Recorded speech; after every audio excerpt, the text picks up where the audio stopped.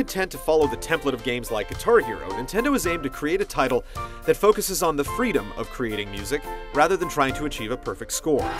It's a different take on the genre, but does it produce a sweet sound, or is it just a racket?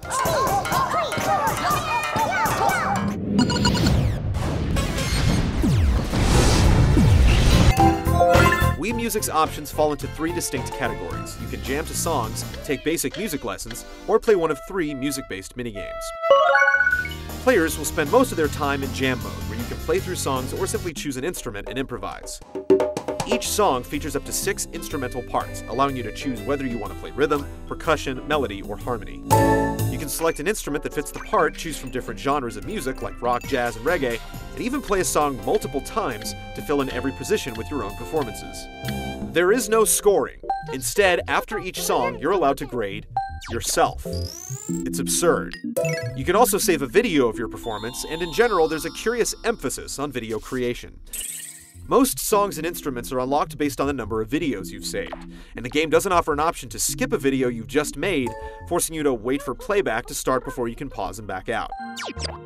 There are about 50 songs in all, but 45 of them have to be unlocked. The song selection is clearly aimed at children and parents, consisting mostly of folk tunes and outdated pop songs, with a few game themes and classical selections in the mix. Twinkle Twinkle Little Star is shoved down players' throats at every turn, and only stargazing little girls will tolerate playing through the bridal march. If you're even the least bit contemporary, the track listing is a joke. None of the included songs that were written in the past 20 years even feature the real artists. They're horrible MIDI approximations. Wii-Music's lessons are the most interesting part of the game, walking you through basic patterns for different instruments and musical genres. You'll learn different patterns of notes and be challenged to keep the beat going on your own. Wii-Music's minigames include the Guitar Hero-like handbell harmony, the baton-waving maestro mode, and Pitch Perfect, which runs players through a gauntlet of pitch-matching tests. While the game's lessons serve as a decent means of guiding players towards musical education, the weak song list and forced video creation won't hold players' attention for long.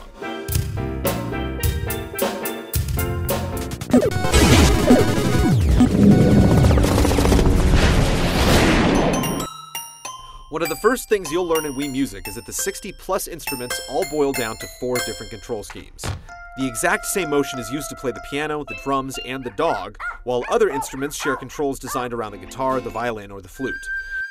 The range of instruments includes not only the dulcimer, cowbell, and bagpipes, but also far too many gimmick instruments such as cheerleader, rapper, black belt, and beatboxer.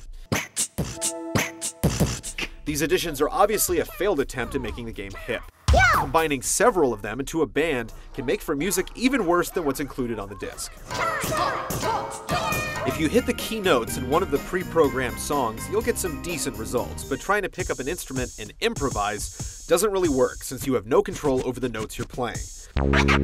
While some players have anticipated the game's expanded drum mode, the controls are terrible.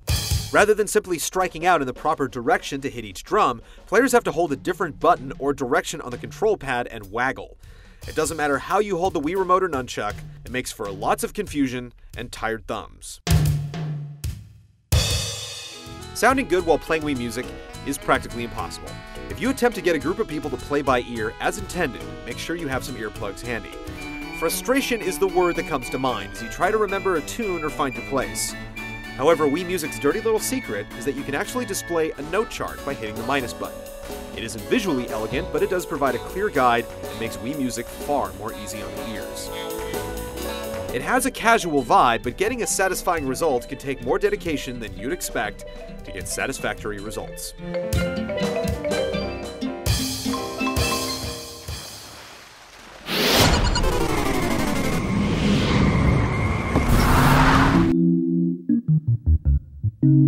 Wii-Music uses the same drag-and-drop visual style as Wii Sports and Wii Fit, using tie-clad Miis and introducing Muppetish toots to play alongside you.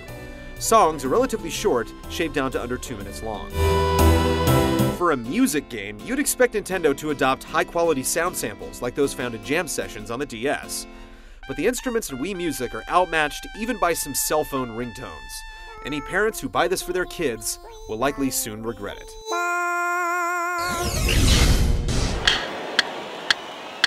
Using the note charts makes playing Wii-Music tolerable, but if you try to freeform it, be prepared for disaster.